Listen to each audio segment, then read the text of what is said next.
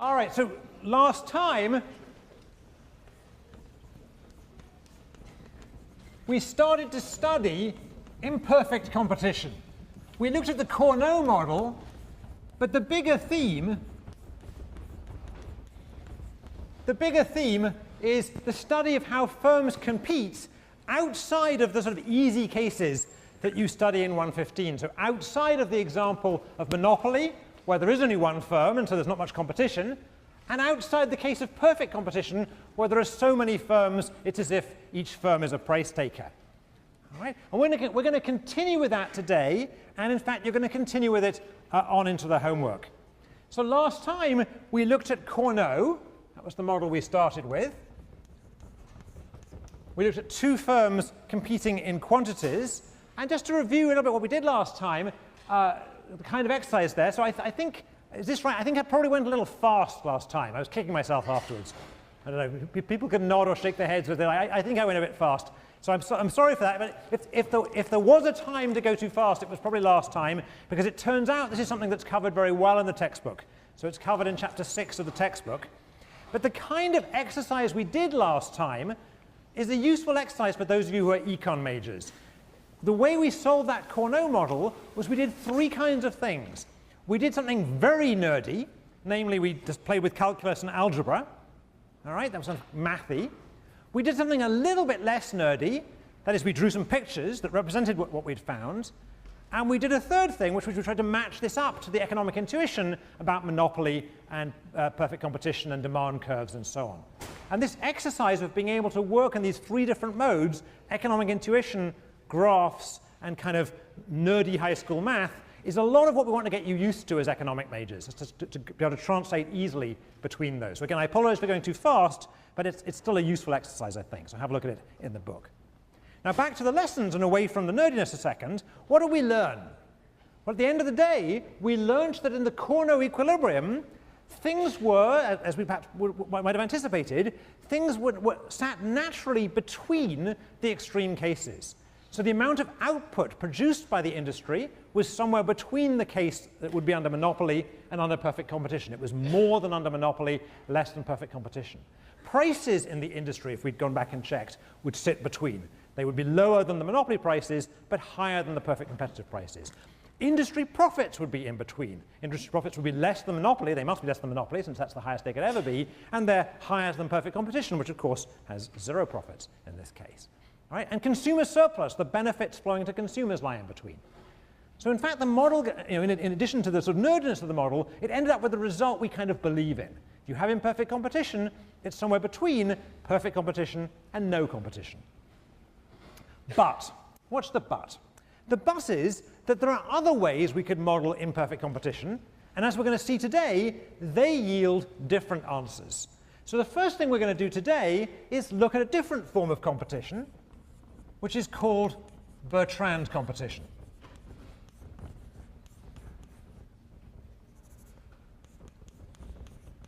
So Cournot was competing in quantities,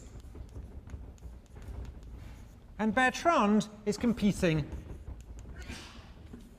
in prices. All right? And just a quick check, and this is not for the camera, how many of you have seen Bertrand competition before? So a good many of you. So this is going to be review still. Again, for those of you for whom which it isn't review, don't worry. Don't worry. We'll do this relatively quickly, but I hope I won't rush it like I did last time. If it's any consolation, when I feel I've rushed a lecture, I have a sleepless night. So if you had a sleepless night because you're worried about it, think of, I'm having a sleepless night too about that. All right. So there's two firms, just as there was before, and just as there was before, so the players are those two firms, and just as there was last time, they're producing an identical product.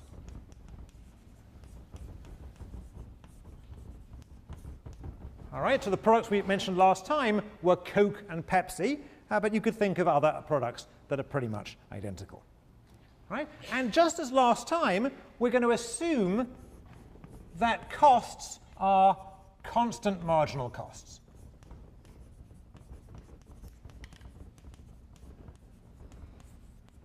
We'll assume that constant marginal cost, just as it was last time, is equal to C. Just to remind those people who are not economics majors what that means, it means if I produce 1 unit, then it costs me C to produce. If I produce 2 units, it costs me 2C, 100 units, 100C, and so on. All right? Now what's different here from last time, well, I've already told you, but I'll repeat it. This time, however, instead of setting quantities, instead of just deciding how much Coke and Pepsi to produce and spewing it out in the market and letting prices take care of themselves, this time the firms are going to set prices and let quantities take care of themselves. All right, so the strategy set this time are prices. And again, so we don't get confused, normally we use S for strategy, but let's use P since they're prices. So they're going to be P1 will be the price of good 1, of firm 1, and P2 will be the price of firm 2. And the strategy set formally, let's just to simplify here, let's assume that for each firm I, they can set their price anything bigger than 0 and anything less than 1, just to keep life simple. All right? So this is a little bit more realistic, perhaps. Right? It's perhaps more realistic to think of firms actually thinking about what prices to set and then adjusting the quantities they actually ship based on demand. All right? It depends. I don't want to be too rigorous about that because you could imagine the other way around. But this, if you talk to managers, this sounds more realistic, at least for retail goods like Coke and Pepsi. All right. So we know how prices are set. They're set by the firms. So the next question is, where do the quantities come from? All right? So where do the quantities come from? And they're going to come from demand. And let me use a big Q of P, to be the total quantity produced, sorry, the total quantity demanded in the market. So this will be the total quantity of goods produced by firm 1 and goods produced by firm 2 that are consumed. All right? So this is the total quantity of Coke plus Pepsi. All right, and we're going to notice there's no subscript on this P, and you'll see why in a second. So we'll assume, just to make life simple, that the total quantity produced is 1 minus P. And I'll say this and then write it more carefully, where P is the lower of the two prices. All right, so the total quantity demanded is 1 minus P, where P is the lower of the two prices. All right, now to make that lower of the two prices comment a little bit more rigorous, let's figure out what the demand actually is for these firms. So what's going on here? So let's look at the demand for firm 1, all right, which is going to end up being the quantity that they sell. So that's going to be Q1. And what's that going to be? Well, it's going to be 1 minus P1 if they're the low-price firm. So if P1 is less than P2. Right? So if they're the low-price firm, if Coke is the low-price firm, only Coke sells in the market, there's no Pepsi in the market, and 1 minus P1 quantity of Coke is sold. It's going to be 0 if P1 is bigger than P2. Right? So if Pepsi is the low-price drink in the market, then no Coke is sold at all. And it's going to be 1 minus P1 over 2 in the case where Coke and Pepsi cost exactly the same. Right? You should already be realizing this is not exactly realistic. Right? We're making a lot of very strong assumptions here. But nevertheless, it's going to be instructive to look at this model. All right, so I've got the firms, they're the players, I know what their strategies are, I know a little bit about the structure of the market, I still need to tell you what payoffs are. And just as last time, the firms are going to try and maximize profits. All right, so what's the profit for firm 1 going to be? And I won't bother to write it separately for firm 2. It's going to be the quantity it sells times the price it gets for that quantity, minus that quantity it sells times the cost it incurs in producing that quantity. So again, it's for firm 1, it's the quantity it sells times the price, this is its revenue, minus the quantity it sells times C, the cost, this is its cost. All right, I can rewrite that a little bit more simply as Q1 brackets P1 minus C. right? Where Q1, where this Q1, let's keep it in square brackets, this Q1 is this object here. Right, does everyone understand what's going on? I mean, the algebra doesn't really help the intuition here. The intuition is pretty straightforward. Coke and Pepsi are producing this stuff. They're setting prices. If Pepsi is the low price, then Coke sells nothing. If Coke is the low price, it sells this amount, and its profits are basically given by this equation. It's basically just revenues minus costs. All right, so what we want to do is we want to figure out what the Nash equilibrium looks like in this market. And just before we go any further, notice that really this is the same basic market we looked at before. Right? Both times there's a demand curve out there. In one model, we thought of the firm setting quantities and the market determining prices. And here we have the firm setting prices and the market determining quantities. But the basic underlying economic structure of this is very, very similar. All right, so to find the Nash equilibrium, we're going to have to find best responses. All right, so what we're going to do together is to figure out what these best responses look like, and let's try and do that. So I want to figure out the best response of firm 1 as a function of the price chosen by firm 2. The best price for firm 1 to choose, given that firm 2 is choosing P2. And I want to do this carefully and slowly, and before I even start, let me point out in passing that calculus is not going to help us here. All right, so for those of you who are nerdy enough to understand the next sentence, let me just say it. This is a discontinuous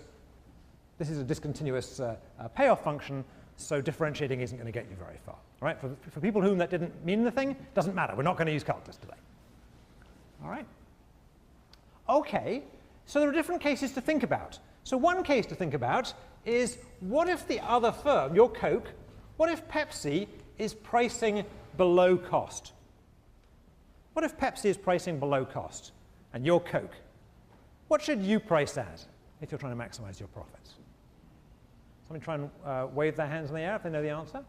Pepsi's pricing below cost. What's your best response? Yeah, there's a guy in there. Do you want to shout out? Just get out of the market because it's not worth it for you to sell anything. Right, so I've forgotten your name. I should know it by now. Your name is? Sudipta. Sudipta says, get out of the market, right? If the other guy is pricing below costs, you don't want to sell anything. That's the right intuition. How in this game do I, quote, get out of the market? You're absolutely right. I don't want to be involved in this market if the other guy is selling below cost. How do I operationalize that in this game? How do I actually manage? There's somebody here. So just wait for the mic a second, and I'll shout it out. You could set your price above his price. So the answer was set your price above his price. So the other guy is pricing below cost. The way in which I avoid making losses is to set my price above his price. Right? Let's just make sure we understand this. If the other guy is selling below cost, the only way I can make any sales is to price below his price. I will then make sales, but each of those sales I'm making a loss on. I don't want to make losses, so I just, quote, get out of the market, and the way I, quote, get out of the market is by pricing above the other guy. All right, everyone understand that? All right?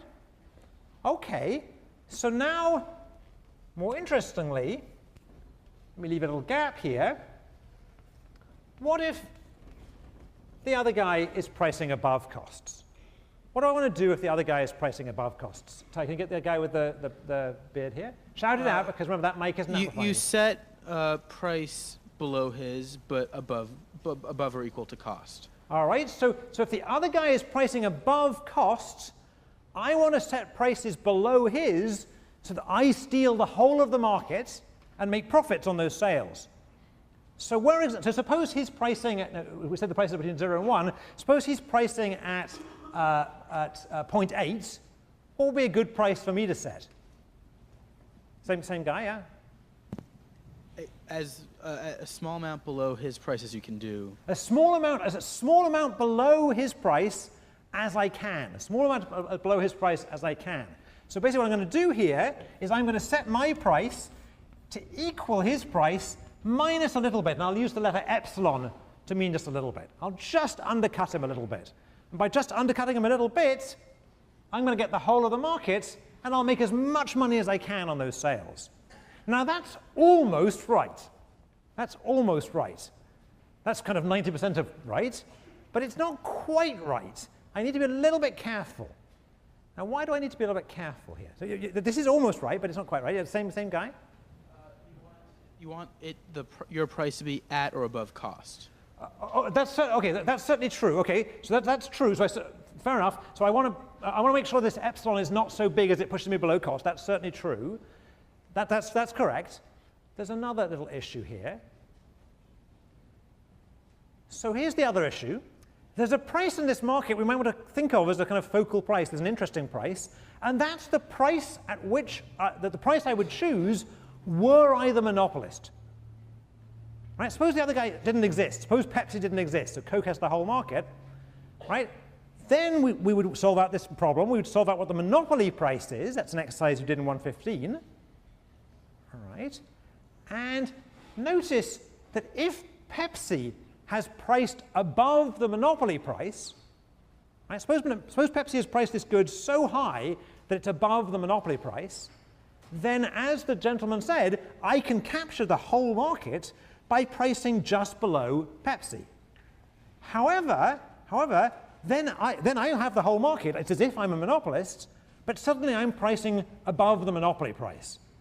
That can't be right. Right? I never want to price above the monopoly price because I know the monopoly price, when I'm the monopolist, is the most profit I could ever make.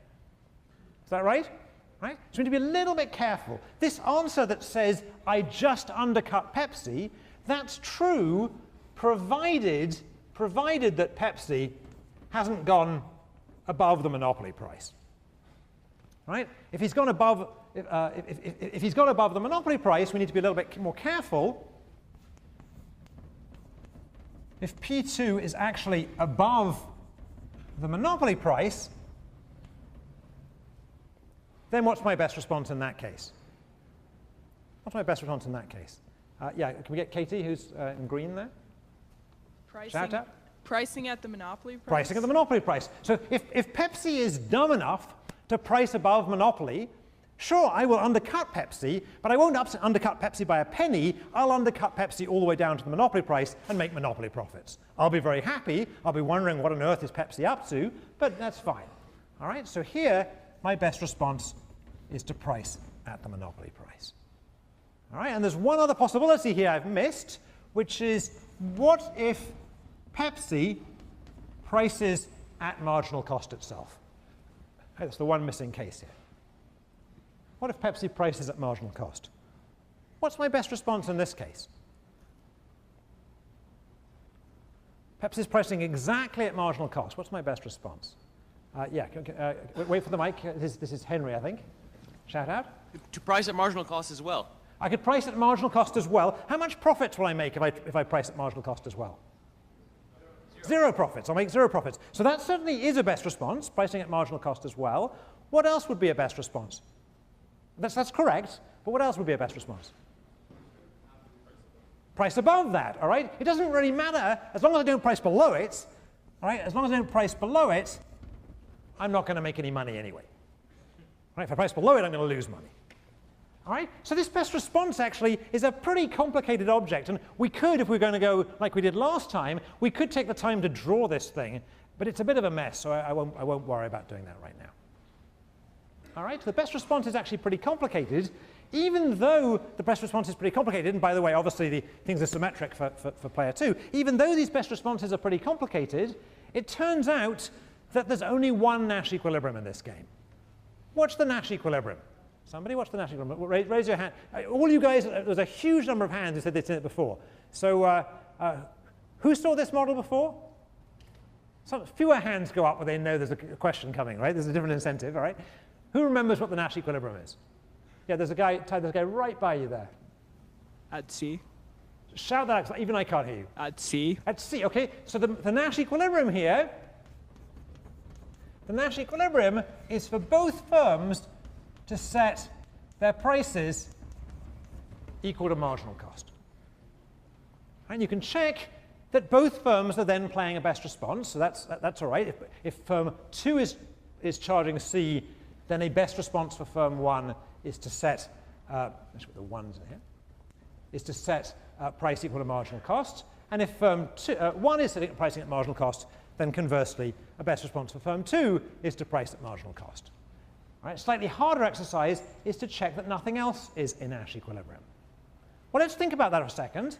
Suppose firm 1 is pricing at marginal cost, and firm 2 is pricing at something higher, at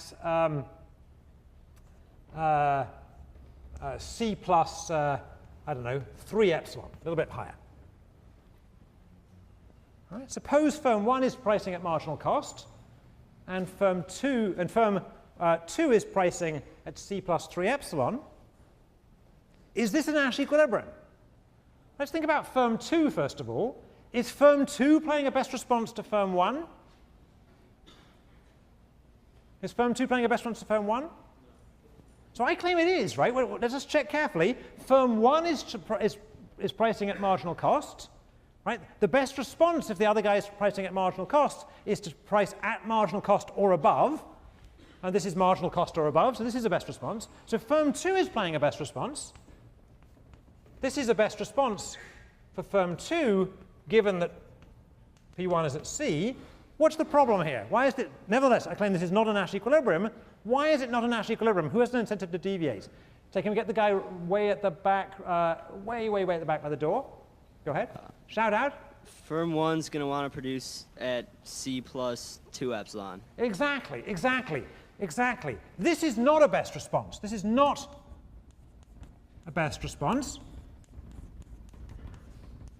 And the reason is that the best response for firm 1, if firm 2 is charging C plus 3 little bits, is to price at C plus 2 little bits. Thank you. All right? So it turns out it's pretty easy to check that this is the only Nash equilibrium in the game. All right. Now, what's the lesson we want to draw from this? Well, as an exercise in game theory, that really wasn't very hard. All right, as an exercise in finding Nash equilibrium, by this stage in the course, most of you are looking at that saying, yeah, that wasn't hard. So what's the point here? The point is that in this game, in which firms competed in prices, even though there were only 2 firms in the market, right, only 1 firm more than monopoly, right, we get a dramatically different result than we had last time. In particular, we find that prices in the market are equal to marginal cost. We find that profit in equilibrium is equal to what? 0. And we find there's lots of consumer surplus, because prices are really as low as they ever could be. In fact, the outcome here, this equilibrium here, is, for all intents and purposes, the same equilibrium we would have had there been thousands of firms in the market and had this been a perfectly competitive market. Right? So even though there's only 2 firms here, with price competition, identical products, we end up with an outcome that looks exactly like perfect competition, except that for the fact there's only 2 firms. Right? So the outcome is like perfect competition, even though there's only 2 firms. That's a pretty surprising result. It would suggest, think about this as a policy thing. So if you believe this model, if you think this is really an accurate model of society, and you're a regulator working in the Department of Justice, or you're a judge trying to judge some monopoly case, or you're a commissioner on the European Court, or whatever, trying to judge some competition case, all you'd worry about is getting 1 competitor in each market, 2 firms in each market, and you'd be done. Right? You wouldn't worry about entry beyond 2. All right? Now, my guess is we don't believe that. We don't believe that. All right? We'll come back to that in a second, but let me make a different remark before we get there. Is that me doing that? Let me move this down. All right. Still doing it, OK. It's probably the wire. Sorry. Check the belt pack on the room microphone, which is... Let me just remove it and I'll shout. Okay, I'm going to shout now. Can people still hear me? Can people still hear me? Yep, okay, thank you. All right, so we'll have to turn down the other mic a bit. All right, so what's another thing to remark here is even though we looked at essentially the same market as we looked at last time, and we didn't make any really significant change, we just said instead of thinking of them pricing and setting quantities, think of them setting prices, right? These were just thought experiments, we ended up with a radically different outcome. All right, so another lesson here is the same setting as last time, as Cournot, but with a different strategy set, a different way of thinking about what they're doing, led to a very different outcome.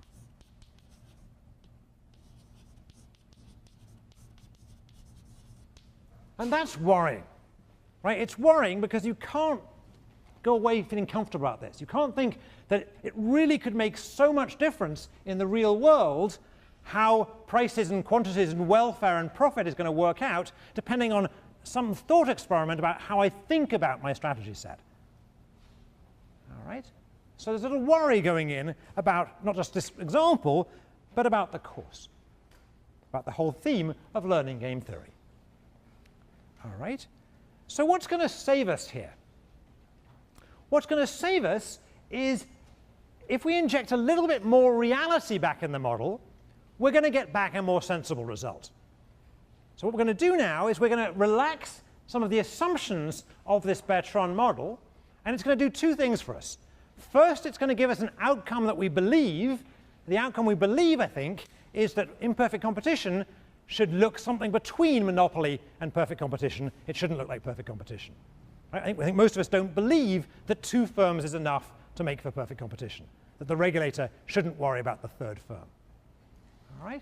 And the second thing it's going to do from a more theoretical point of view is it's going to suggest to us that actually things aren't quite as bad as we thought. In fact, if we model this more carefully, we'll get roughly the same prediction either way. All right? So what's the assumption we're going to change? Well, before I say that, I should say I'm not going to change it. You are. All right? So rather than go through this again a whole third time, I've gone through it once in quantities and once in prices, I'm going to get you guys to do it this time by having you do it on a homework assignment. And, well, why? Well, partly because I think it's a good exercise, but also I don't want this class to be a class where you sit there, you know, with your cup of Willoughby's coffee, if needed to keep awake, and you watch me solve models, because that's not how you learn. What I want this class to be is a class where at least sometimes, like in this homework assignment, I set up a model for you, or set up the story for you, and then you have to actually figure out how do I set this up properly and how do I solve it out. Because in the end of the day, if game theory is going to be useful for you in your later lives, whether it's in dating or in running a company or whatever it happens to be, you need to be able to go from the story to the model. All right, having said that, I'll tell you what the homework assignment is going to be about. The assumption we're going to change is the idea that products are identical. Right, so we're going to look at a case, I need a new board, where products are differentiated.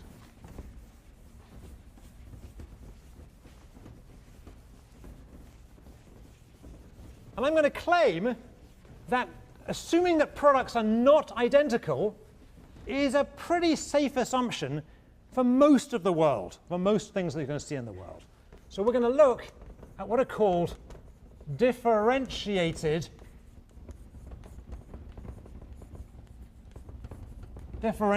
products. And in particular, we're going to look at a particular version of this that we're going to call the linear city model. All right, so what do I mean by products being differentiated? So I started off with an example that's pretty bad for this story, namely Coke and Pepsi. Now, be honest, how many of you in a blind taste test can taste the difference between ordinary Coke and ordinary Pepsi? Oh, quite a few. OK, that's good for my case, right? So a number of you think those are different products, right? So a number of you, even if their price was just a tiny bit different, might have a preference for one rather than the other. So without getting in trouble by putting the camera on you, how many of you would have a preference? If the prices were essentially the same, how many of you would have a strict preference for Pepsi? And how many would have a strict preference for Coke? And how many would have a strict preference for Diet Coke? That's amazing. That stuff's, oh, never mind. Okay. Okay, but you're making my point. The point I'm trying to make is products are not identical. All right? Products are not identical. Okay? For the most part, there's a little bit of difference between products, and that's actually going to, if we inject that little bit of realism into the world, it's actually going to help us. So what would we like? We'd like a model in which firms set prices, because for the most part, we think firms do set prices, not quantities. Not always, but for the most part. But we'd like a model that yields an outcome that looks, that when you only have two firms, looks somewhere between monopoly and perfect competition. So we'd make an outcome that looks a little bit like Cournot, but we'd like the strategy set to be prices. And this is going to do the trick. This is going to turn out to do the trick, as you'll find out in your homework assignment. So how are we going to model this on the homework? The way we're going to model differentiated products is to imagine, just to take a simple example, imagine a city, and this city has one long straight road through it. So this city is not a city in New England, it's a city in the Midwest where everything's flat and the roads just go completely straight. All right? And you can think of it as being, I don't know, a mile long, doesn't really matter. All right? Let's think of it as being a mile long. And we're going to assume that consumers are evenly spread along this city. All right? Consumers are evenly spread along this city. So there's basically consumers everywhere. They're evenly distributed. And we're going to assume that one of these firms, let's call it firm 1, sits at point 0, and the other firm, firm 2, sits at point 1. Now this is what you're going to do in the homework assignment, but let me just make the argument that you could also imagine firms sitting somewhere between 0 and 1, right? We could do a more general job if we wanted to. But for now, let's assume that one of these firms has its shop at one end of the town, and the other one has its shop at the other end of the town. All right? So let's think about a particular consumer. So suppose this consumer is here, point Y, say. All right? So notice that this consumer is a distance Y away from firm 1. So if she consumes from firm 1, she has to walk a distance of Y. All right? And she's a distance of 1 minus Y from firm 2. Is that right? So if she consumes from firm 2, she has to walk 1 minus Y.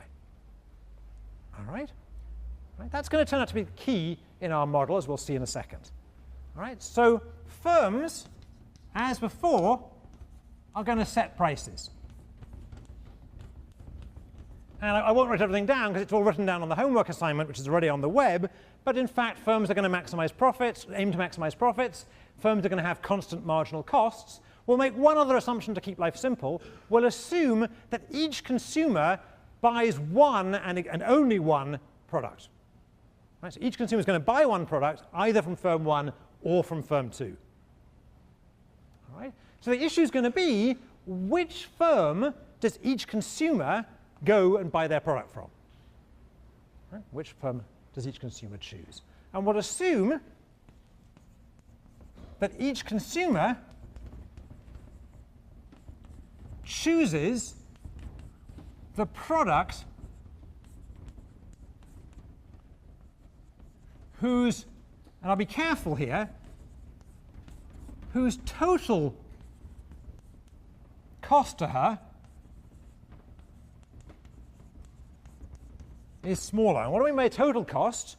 Well, let's just look at for the consumer at point Y. For example, for the consumer at point Y, if they buy from firm 1,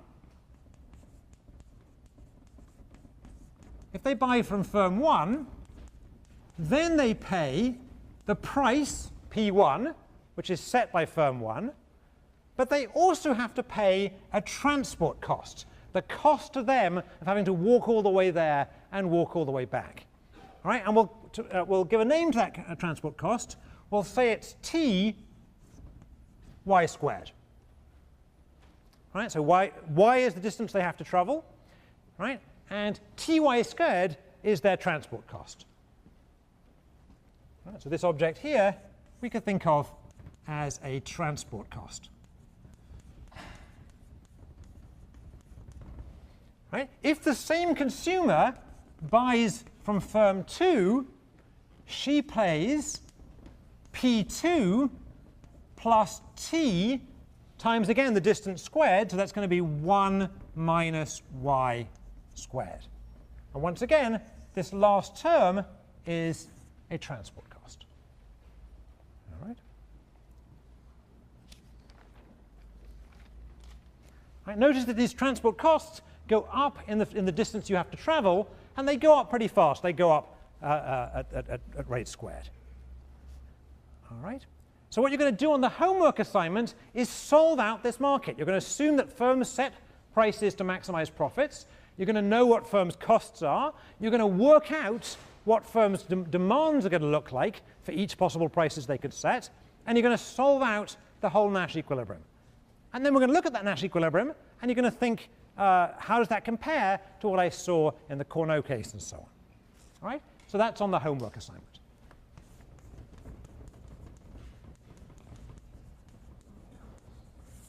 But before I leave this, let me just point out that this is a little bit more general than it might appear.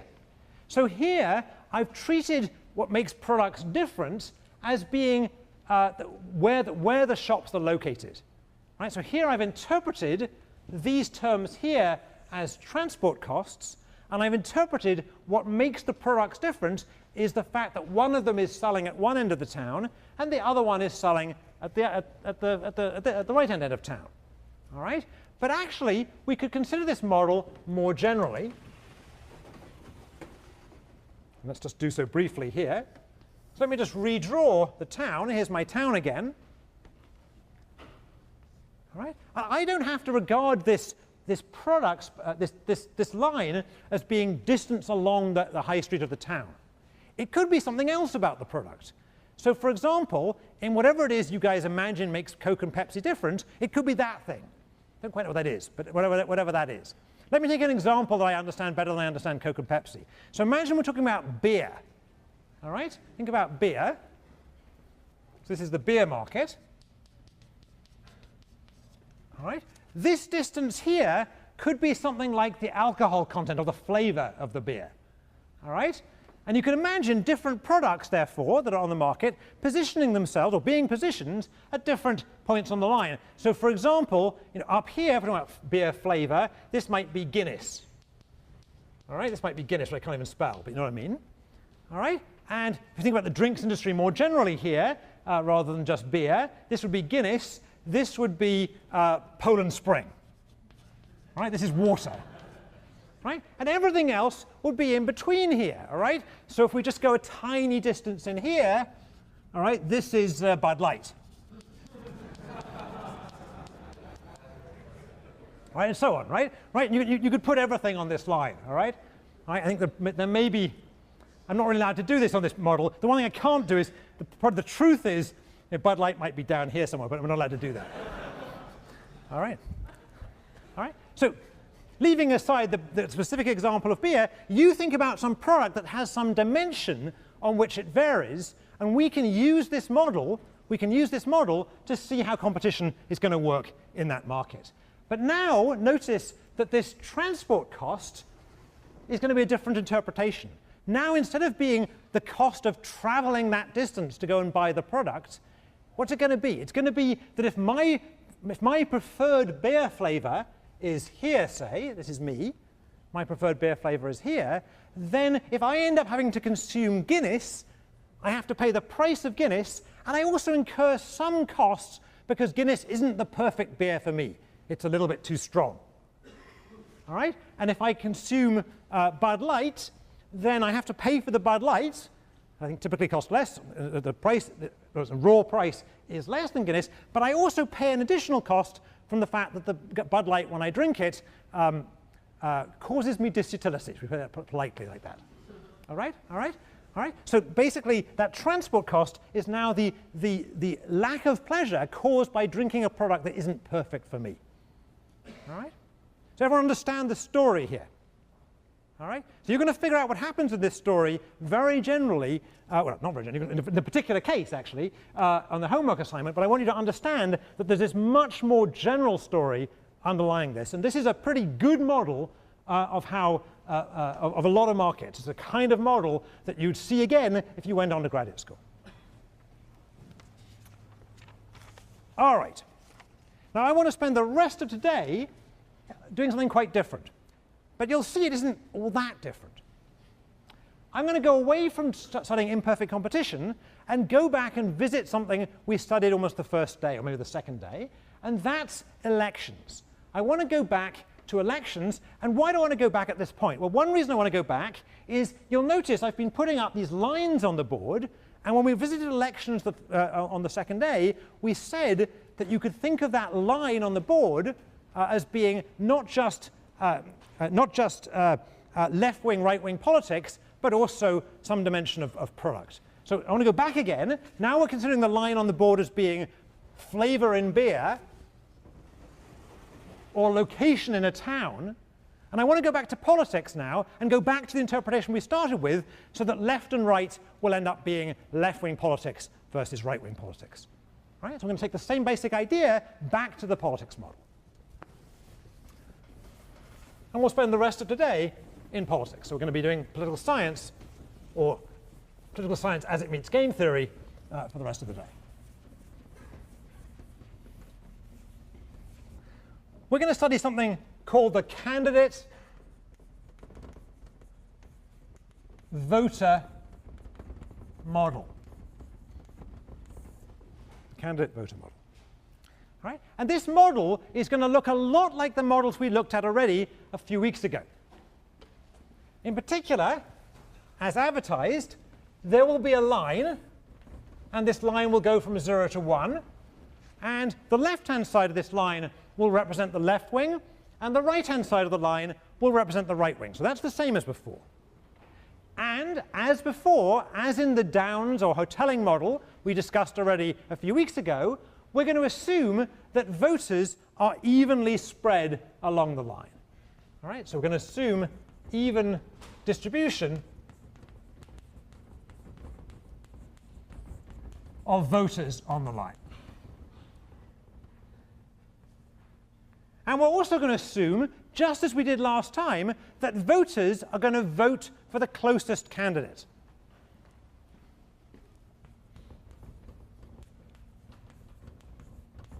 So voters vote for the closest candidate. So all of these assumptions are the same assumptions we studied 2 weeks ago, or 2.5 weeks ago, and which you actually studied in your first homework assignment. Is that right? But I want to go back there, because what I want to do now is I want to change some critical assumptions of that model and see that by making those changes, we're going to get some very different outcomes. So in particular, the new things here, two things. One, the number of candidates is not fixed. So the number of candidates in this model is going to be endogenous. All right. Previously, we'd looked at models where there were 2 candidates, or on your homework assignment, 3 candidates. Now we're going to allow the number of candidates to adjust itself. And the second assumption we're going to make, which is new, is that we're going to assume that candidates cannot choose their position. Right? So the idea is, any candidate who stands in this election, you know who that candidate is. You know whether they're right wing or left wing. So they can't tell you they're something else. Right? So candidates cannot choose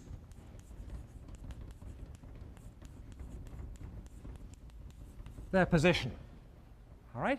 So this is a subtle thing, right? Because you think about the current election, there's a debate about whether Hillary Clinton, for example, can choose right now to be at the center of the Democratic Party, given her past history of votes, for example, on the Iraq War. Or on the other side, there's a debate about whether Mitt Romney can choose to be, I guess he's trying to choose himself to be on the right-hand wing of the Republican Party, given he has a record of government as being governor of Massachusetts when he provided state health care, for example. All right? So it's quite difficult in the real world for candidates to position themselves. Voters tend to know that those candidates have track records. That's something we mentioned already 2 weeks ago. We're going to take that fixed now. We're going to assume you know who these candidates are. All right, so what are we actually going to assume? We're going to assume that each voter in the model is a potential candidate. So this is, I think, a nice idealized version of American politics. Each of you who is above 18 and is an American citizen and was born in America, and maybe you have to be more than above 18, above whatever it is, whatever the rule is, whatever the Constitution says, each of you can potentially stand up now and say you're going to run for president. Right? I'm guessing all of you are ruled out by age, actually. There's some rule in the Constitution, but never mind, let's pretend that's not there. Right? So the idea of the model is each voter is a potential candidate. All right? That's a very appealing assumption, I think, in a democracy.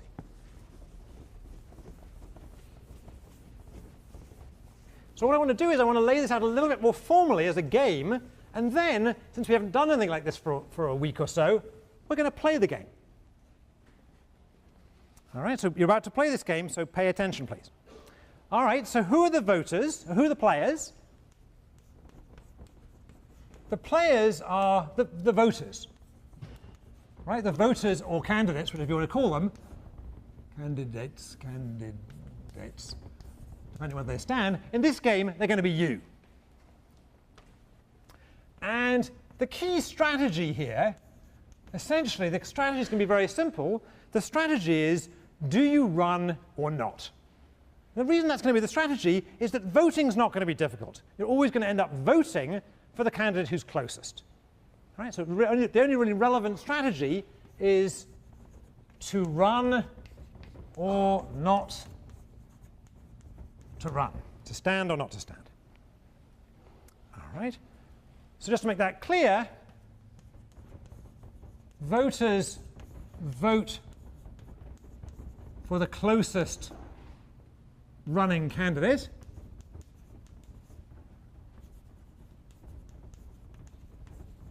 First. And second, what does it mean to win? We'll assume that we're in a plurality election here. So the winner is the person who gets a plurality. You win if you get the most votes, in other words. You win if you get the most votes. And we'll assume that if there's a tie, that we flip a fair coin or a Supreme Court judge, whatever you want to take it, whichever. All right, so flip if tie.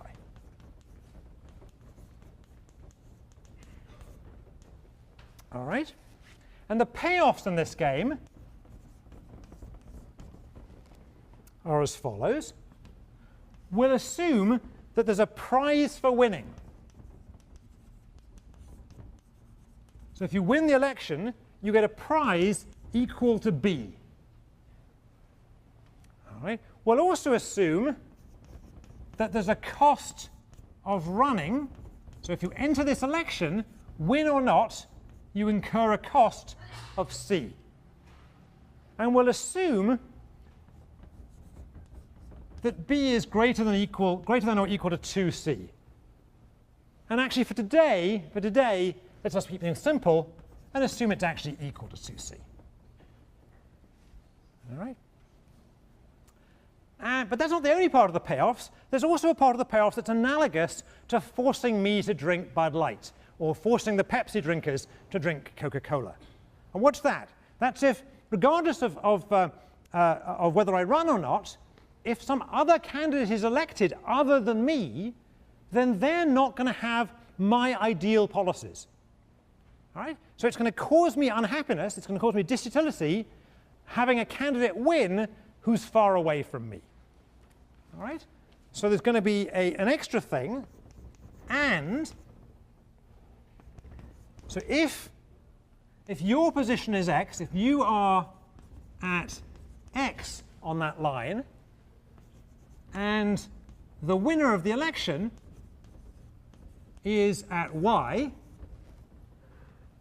then you pay a cost of minus x minus y, the absolute distance between you and the winning candidate.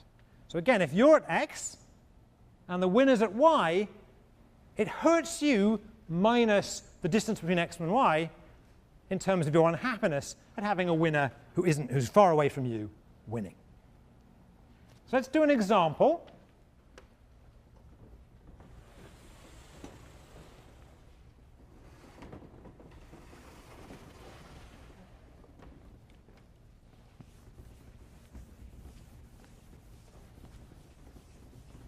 So make sure we understand the payoffs.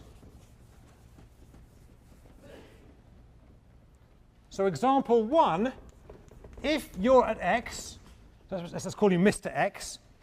Let's call him Mr. X, make it clear. So Mr. X, person who's at position x, if he enters the election and he wins the election, then his payoff is B because he entered, minus C, sorry, B because he won, minus C because he had to pay his election expense.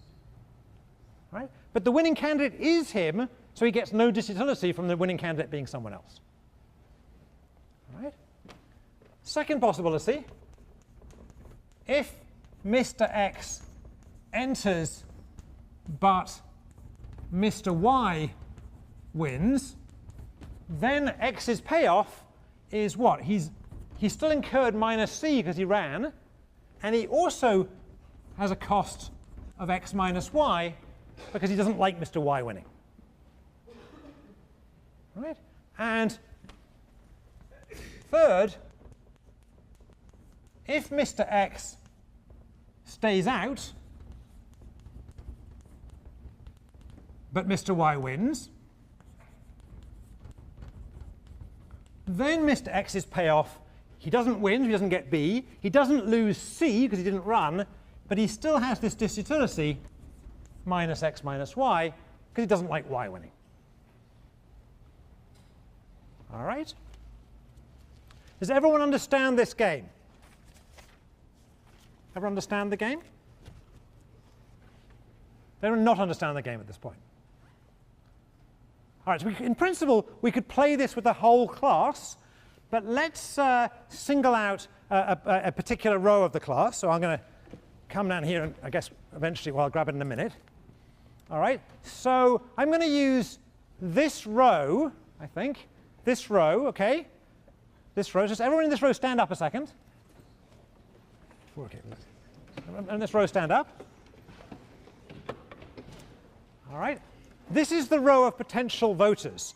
Sorry, they're the voters. They're also the potential candidates. All right. So we need to have a convention here, whether we're viewing this from the perspective of people behind them or people in front of them. Let's view it from the perspective of people in front of them. So oh, I got an R. OK, I'll do the other way around. People from behind them have the perspective. OK. So this gentleman here, whose name is Andy, thank you. So Andy is our crazy right-wing guy. All right. And Sidipto is our crazy left-wing guy. Right, and everyone else is in between. There's 1, 2, 3, 4, 5, 6, 7, 8, 9, 10, 11, 12, 13, 14, 15, 16 people here. Let me add, make it 17 people so we have an odd number. So go and sit in that row. Yeah. Let's go sit somewhere there. OK, now we have 17 people. It's a bit easier. All right. Just want to avoid obvious ties. OK. All right. So how's this going to work? Everybody sit down again, but don't keep your books handy because this is going to be pretty aerobic. All right? So these are the potential voters, and each of them is in the position that Fred Thompson was in 2 weeks ago in the Republican primary when he's deciding whether to run or not. All right? But in the real world, that's a sequential game. People decide to run in some order. We're going to assume this is all simultaneous. All right? So what we're going to do is we're going to hold essentially this game. Right? We're going to ask everybody in this row, right, whether they want to enter or not. Let's make some real numbers. So let's assume that B is equal to $2. So the spoils of government are $2. And entering costs you $1, so C is $1. And we'll assume that the amount of disutility you get from being far away from the winner is 1/17 of the each place is worth 1/17 of a dollar. All right, everyone understand? So whatever 1/17 of a dollar, roughly 5 cents, for each position away. Okay, everyone understand in this row what we're doing? I'm not getting any nods. You guys over here, you understand what we're doing? All right. So on the count of three, anybody who's entering this election is going to stand up. Ready? 1, 2. Okay, what? That's the opposite of what's happening with the Florida primary. Yeah. Question. I'm sorry. Go ahead. Stands up on the kind of. You guys have to decide whether you, okay, so if you're running, you stand up. Okay, if you're standing, you stand. All right, if you're standing, you stand. All right, let's try again. 1, 2, 3. Come on. All right, stay standing, stay standing. And I'll come around a second. All right, so here's our election. And it's between which way down do we do it? This is our left-wing candidate. This is our moderate left-wing candidate, whose name is Alex. And our kind of centrist candidate, maybe even the centrist candidate, whose name is Beatrice. All right. So this is the election. Who's going to win this election? Right? Beatrice is going to win this election, right? Let's just check that. Beatrice is going to get, for me too, Beatrice is going to get all of these right-wing votes, right? Beatrice is also going to get 1.5 of the votes in the middle, so what, right? So this vote and half the Pearson guy's vote, right? And I've forgotten your name already again. And Alex is going to get all the left-wing votes, but there aren't enough left-wing votes here, right? So Beatrice is going to win. All right, so Beatrice won this election. Is this array a Nash equilibrium? Is this an equilibrium? How do we know it's not an equilibrium? Katie, how do we know this is not an equilibrium? Wait for the mic. How do we know this is not an equilibrium? Because Alex, best response to her running is to not run. Absolutely. So Alex ended up with a payoff of what? Alex ended up with a payoff of minus C, actually more than that, minus C minus the distance between him and Beatrice, so that's another $1, 5 cents, 10 cents, 15, 20 cents, whatever it is, right? And he would have done better not to run. If he hadn't run, Beatrice would still have won. It would have still cost him the 20 cents of unhappiness at Beatrice winning, but at least he'd have saved himself the C of running. Everyone see that? Let's try it again. Okay, same row, but don't hesitate so much this time, right? Count of 3, you've got to just go or not. Everybody in this row close their eyes. So you can't look around you. Close your eyes. We can do all sorts of nasty things. Close your eyes. All right. Mercy, you're still in this row, okay? All right. So, ready? All right. So, 1, 2, 3. All right, you can open your eyes again. All right, so now what happened? We end up with 2 centrist candidates. Let's see what happened. So we have Beatrice, and your name is? Claire-Elise. All right, and Claire-Elise is going to get her own vote plus 1, 2, 3, 4, 5, 6, 7, 8 votes. And Beatrice is getting 1, 2, 3, 4, 5, 6, 7. How did I end up with 8? I had an odd number. 1, 2, 3, 4, 5, 6, 7. It must have been a number 4. Okay, so Claire-Elise is going to win this election, all right, because you've got 1 more vote. Now here we ended up with 2 centrist candidates, which is a result pretty close to what we saw in the hoteling model. Is that right? Is this an equilibrium? So check I counted right. 1, 2, 3, 4, 5, 6, 7, 8. And so 1, 2, 3, 4, 5, 6, 7. I guess they do count right. So Claire-Elise turned out to win this. I counted that correct. Oh, no, there's another vote hidden behind that. I didn't see you. I didn't. Yeah, okay, so let's just try again. So 1, 2, 3, 4, 5, 6, 7, 8. I apologize. Beatrice won this election. I apologize. Beatrice won this election. All right. Is this an equilibrium? How do we know this isn't an equilibrium? Because Claire-Elise would rather not have run. Is that right? All right, let's try once more. All right, down again. Close your eyes again. Let's just to keep life interesting, let's switch to this row. Can we switch to this row, okay? All right, so this is our row now. Everyone understand this? Close your computer so you can get up without destroying thousands of dollars of technology. All right? This is our row. And at the count of 3, we're going to see who's going to run, OK? Everyone understand the game? All right? Close your eyes. Close your eyes, madam. 1, 2, 3. All right? All right. So so it's obvious he's going to win this election. Is that right? All right. And just ask the question, is this an equilibrium? Is this an equilibrium? Is he in the, let's count. 1, 2, 3, 4, 5, 6, 7, 8, 9. He's going to get 10 votes. There are 10 votes, including himself, there are 10 votes here. I can't count correctly. 1, 2, 3, 4, 5, 6. Is he actually the center guy here? I don't think he is the center guy here. All right? So I claim, if I've counted correctly, that this actually isn't an equilibrium. Right? Who can deviate and do better here? Yeah, this guy. Stand up a second. Whose name is? John. So had John entered, if I've counted correctly, let's pretend I have, John would actually have won this election, because John is actually further to the center. All right? All right? OK. So thanks for a second, guys. I'll come back to this in a second. All right? All right. Let's try and figure out how to analyze this game. We've played it 3 times. Let's try and figure out what the equilibria look like in this game. Right? This game that's going on more or less right now in the primaries. Well, I guess the entry stage of it is gone now. All right. So first of all, is there a Nash equilibrium in which no candidates stand? Is there a Nash equilibrium in which nobody stands? No. How do we know that's not a Nash equilibrium? Somebody? Somebody? Yeah. How do we know that's not a Nash equilibrium?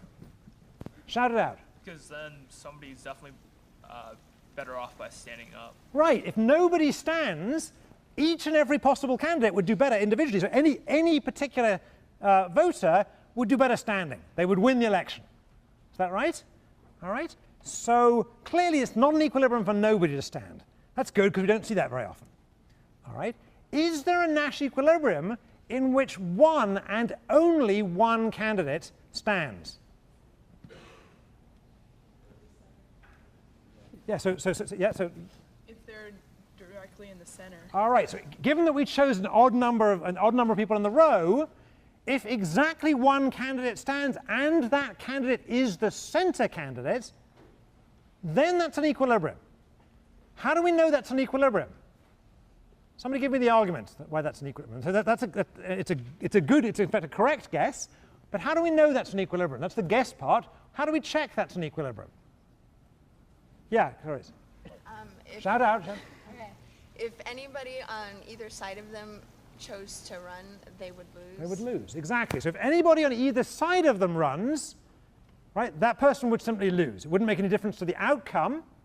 Right? If a person on the right stood, so let's just try it again. So we figured out that, that if Beatrice stands up a second, right? So here's our potential equilibrium with just Beatrice standing, right? And if somebody to the, which way are we doing it? Somebody to the right of Beatrice was to stand. So madam, if you stand a second, and your name is? Stacey. So if Stacey stands, it doesn't make any difference. She just loses. Beatrice wins anyway. It just costs Beatrice some money.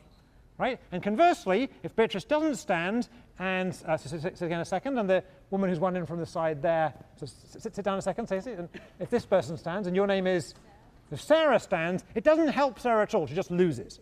Is that right? So there is an equilibrium with exactly one candidate, the center candidate. Now that's looking a little bit like the median voter model.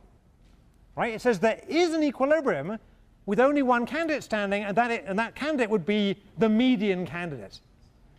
Right? Just like it was in the model we saw on your homework assignment and also in class. However, we're not done yet. There could be other equilibria. There could be other equilibria. All right? So let's just try and think about whether there are other equilibria. So for example, suppose now, just to make life a little bit more interesting, suppose that the voters were actually 2 rows, and just allow me the suspension of disbelief that these rows have the same number of people in them. I know they don't really. All right? So now what I want you to think of is at every political position, there are 2 voters and hence 2 possible candidates. Right? There's 2 people at every position. These 2 people are at this position. These 2 people are at this position. Right? Everyone understand that? Let's assume that the rows are the same, even though they're not. And let's examine the following thing. Suppose Beatrice stands again. Sorry, Beatrice. And the gentleman in front of her, whose name is Robert, stands as well. So stand a second. All right. So now we have 2 candidates standing who are identical. Politically, they're identical. Right? They're right on top of each other. All right? Now, is that an equilibrium? Is that an equilibrium? After all, I mean, that looks a lot like the down to telling model, right? We've got 2 candidates exactly at the middle. Is that an equilibrium? Let me try the guy up here. No, because if someone on either side of them were to stand up, that person on the side would win. Good, good. This can't be an equilibrium, because look what happens if Claire-Elise stands a second. All right? Claire-Elise is going to win all of the right-wing votes, right, ranging from crazy to moderate, right? And these guys are going to split the left-wing votes, right? So the total sum of right-wing votes is going to beat out half of the left-wing votes. All right? Right? So it can't be an equilibrium. The exact prediction of the Downs model, 2 guys right on top of each other, is not an equilibrium. Sit down again, guys. All right? All right. Let's go back to 1 row again, because it's easy to work with. All right. Let's try a slightly different pattern. So suppose, assuming I counted right, suppose that the following candidates enter. So Claire-Elise enters, and I'm sorry I don't know your name. Jean enters. So let's have a look at this array. All right, and assume I got it right and Beatrice is actually the center. All right. Now, is that an equilibrium? Is that an equilibrium? Who thinks that is an equilibrium? Who thinks it's not an equilibrium? Who's waiting to see how other people vote? Well, let's check. Let's check. All right. So there's 3 possible types of deviation here that we need to check. We need to check another entrant from the outside, left wing or right wing. We need to check another entrant in the middle. There is only one possible one there. And there's a 3rd kind of deviation we should check. What's the 3rd type of deviation? One of these might choose not to run. One of you might choose not to run. Let's do them in turn. So suppose that we consider a deviation in which, and again I've forgotten your name, in which Stacy stands as well. So Stacy's going to stand a second. All right. So is this a profitable deviation for Stacy? No, it's not, right? It's not. Why isn't it a profitable deviation for Stacy? So 2 reasons. Hang on, stay up there a second. One is that she loses. Right? She's not going to win this election by standing. But there's a 2nd reason why this is a really bad deviation. Why is it? What's the 2nd reason? Yes, sir. The winner is going to be farther away from her. Good. Good. So by standing, not only does she not win the election, but she actually causes the election to be won for sure by Jean, who's further away from her. That's right? So Stacy's going to pick up the right-wing votes. She's going to split the crazy right-wing votes she's going to pick up. The moderate right-wing votes she's going to split with Claire-Elise. Right? And Jean's going to have all the left-wing votes, extreme and moderate. And so from Stacy's point of view, this is a double bad. She doesn't get to be president, sorry, and you end up with a left-wing president which you didn't like. Right, everyone see that? So clearly that's not, thank you, that's not a profitable deviation. Hang on, wait, you guys, wait, guys. And it's also not a profitable deviation for people on the left. Hang on a second. All right? So I think it's probably obvious why it's not a good strategy for Beatrice to enter here. If Beatrice enters, she loses.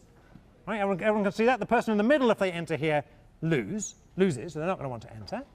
All right? So the other possible deviation we have to consider is a deviation of the form of one of these guys dropping out. All right? So let's consider it. So come back to Claire-Elise. Is Claire-Elise doing better in or out? Is Claire-Elise doing better in this election or out? All right, let's think it through a second. If she stays in, what's her payoff? She wins B with probability a half. She costs C for sure.